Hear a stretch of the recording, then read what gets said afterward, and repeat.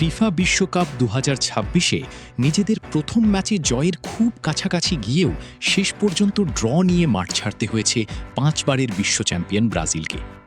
শক্তিশালী মরক্কোর বিপক্ষে উত্তেজনাপূর্ণ লড়াই শেষে ম্যাচটি ১-১ গোলে সমাপ্ত হয়েছে।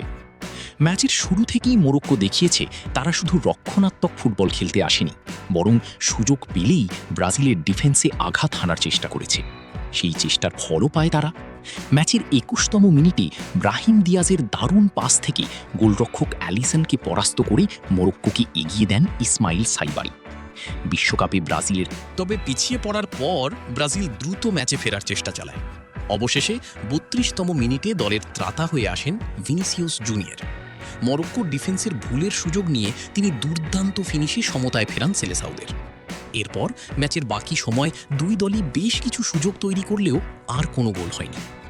পুরো ম্যাচে বল দখলে কিছুটা এগিয়ে ছিল ব্রাজিল, কিন্তু মরক্কোর সংগঠিত রক্ষণ এবং হাই প্রেসিং কৌশলের কারণে কার্লো আনচেলত্তির দল নিজেদের স্বাভাবিক ছন্দ খুঁজে পায়নি। অন্যদিকে মরক্কো আবারও প্রমাণ করেছে ২০২২ বিশ্বকাপের সেমিফাইনালে ওঠা তাদের সাফল্য কোনো দুর্ঘটনা ছিল না। এই ড্রয়ের ফলে গ্রুপ সিতে নকআউট পর্বের লড়াই আরও জমে উঠেছে।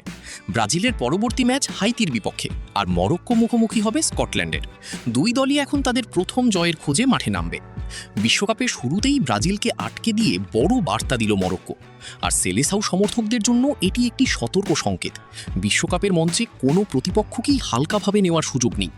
ফুটবল বিশ্বকাপের সর্বশেষ খবর, ম্যাচ বিশ্লেষণ এবং ব্রাজিল দলের সব আপডেট পেতে চ্যানেলটি সাবস্ক্রাইব করতে ভুলবেন না।